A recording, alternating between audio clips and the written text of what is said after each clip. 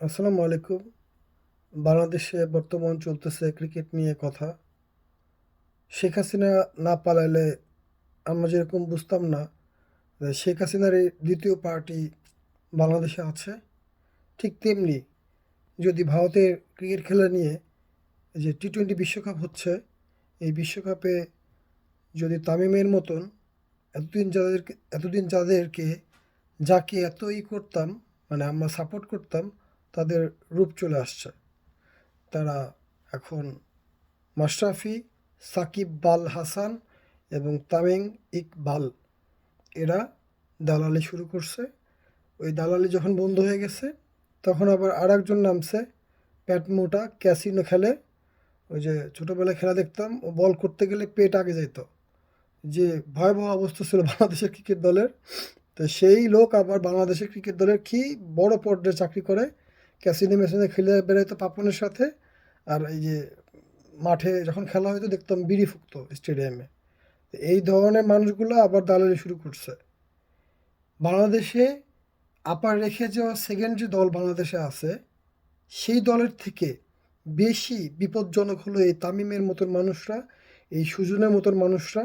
এবং রাজনীতিতে এই যে রুমিন ফারহানা এবং কিছু আছে না, এই যে মানে সেকেন্ড পজিশনে ফকা মকা, তারপর ফজা, এরা কিন্তু এখনও খাবে। আপা থাকলেও খাবে, খাইছে, আপা আসলেও খাবে। বুঝছেন বিষয়টা? এখনও বড় বড় কথা বলবে, আর আপা আসলে তো সোনায় সোহাগা।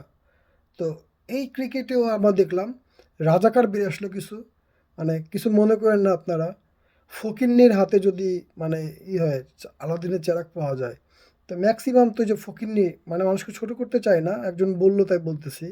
এই যে মিরাজ সিরাজ ঘর তোর ভাঙায় দিছে, ভালো খেলছিল, ভাঙা চোরা ঘর, মানে এটা মানুষেরই না না। মানুষের জন্ম হোক যথা, কর্ম হোক ভালো, মানুষের চরিত্র গোছে না আর কি।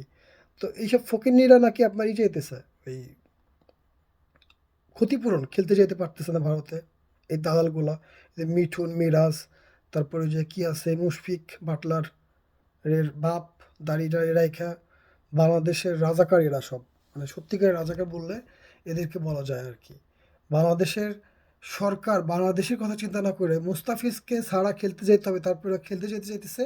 এবং তারা আবার কী চাইতেছে, ক্ষতিপূরণ চাচ্ছে যদি না যাওয়া হয়।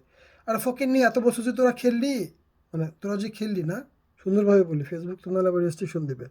তো তোরা যে খেললি এত বছর, যে যে মাঝে মাঝে 1 রান 2 রান করে চলে আসিস, সেই সময় ফুল টাকা নিস না? তোরা বাংলাদেশের হয়ে খেলতেছিস না? তা বাংলাদেশের ক্রিকেট বোর্ড, বাংলাদেশ সরকার যে সিদ্ধান্ত নেবে তুই সেটা মানিয়ে নিবি না? এদেরকে উচিত কি, যে এ দলে দিয়ে যাওয়া, দিয়ে দেওয়া, এবং নতুন নিয়ম চালু করা উচিত, যে কোনো বেতন হবে না, 50,000 টাকা মাসে বেতন পাবা, কোনো কিছু পাবা না, যত যা ইনকাম হবে স্পন্সর স্পন্সর সব বাংলাদেশ বোর্ডের। অন্যান্য ক্রিকেট যাতে ভবিষ্যতে ভালো ভালো ভালো ক্রিকেটাররা আসে, তাদের পিছনে ব্যয় করা হবে। জাতীয় দলে খেললে টাকা পাওয়া যাবে না। এইসব টাকা টাকা দিয়ে এদের ফকিনীদের সব করা হইতেছে। মানে এরা থার্ড ক্লাস মার্ড ক্লাস ওইটা গ্রামে মাটি কেটে কেটে বেড়াইতো, এরা এখন আবার যে ক্রিকেট খেলতে পারে। ক্রিকেট না খেললে কিছু হবে না বাংলাদেশের। যুক্তরাষ্ট্র মাত্র ক্রিকেট খেলা শুরু করছে, চীন তো ক্রিকেট খেলেই না। বিশ্বের প্রথম দ্বিতীয় সারির দেশগুলো ক্রিকেট খেলে না, কী হয়েছে? ওদের কি দেশে উন্নতি হয় নাই? ক্রিকেটে কোনো যায় আসে না। তোরা লোভ, তোরা লুভি, তোরা ক্রিকেট দেশ রিপ্রেজেন্ট করিস না, এটা ভাওতাবাজি, ভণ্ডবাজি, ভণ্ড। তোরা তোরা ভণ্ড। তোরা সাকিব আল হাসান, তোরা তামিম ইকবাল হাসান দালাল, তোরা দালাল। এই যে মিঠুন মিঠুন, এই যে একজন বলতেছে ফকিন্নি মকিন্নি, এ থার্ড ক্লাস মার্ড ক্লাস, ইজ্জত যায় না ধুইলে, খাসের যায় না মইলে। তো এদের অবস্থা হয়েছে এই। ক্রিকেট খেলতে চাও না? ক্রিকেট খেলতে চাও না, টাকা কামাইতে চাও তোমরা। এখন খেলতে পাঠাবে না, এখন বলতেছে কি যে আমাদের ক্ষতিপূরণ দাও। কত বড় ধান্দাবাজ! তো চিন্তা করে দেখছেন যে ওরা খেলা মূল উদ্দেশ্য না, টাকা কামানো মূল উদ্দেশ্য। আবার বলে আমরা বাংলাদেশকে রিপ্রেজেন্ট করি। Third class! বাংলাদেশে কেউ রিপ্রেজেন্ট করে না। বাংলাদেশে রিপ্রেজেন্ট কেউ করে না। যারা রিপ্রেজেন্ট করে তারা বেঁচে থাকে না। শহীদ উসমান হাদি বেঁচে নাই, বাংলাদেশকে রিপ্রেজেন্ট করে করতো।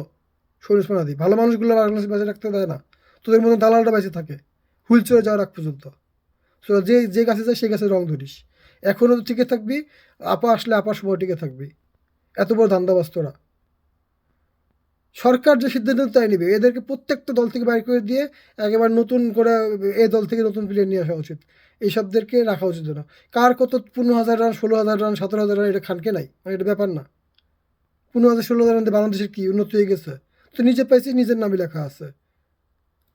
খেলতে যেতে না পারে যারা টাকা চাইতেছে, তারা কি খেলার মেন উদ্দেশ্য, বাংলাদেশ রিপ্রেজেন্ট করার মেন উদ্দেশ্য, নাকি টাকাটা মেন উদ্দেশ্য? এটা আপনারা বলেন। ওই যে মাত্র একটা নিউজ দেখলাম, নিউজটা আপনাদের দেখাই দিই, শুধু শুধু কথা বলি নাই, নিউজটা পাবো কিনা জানি না।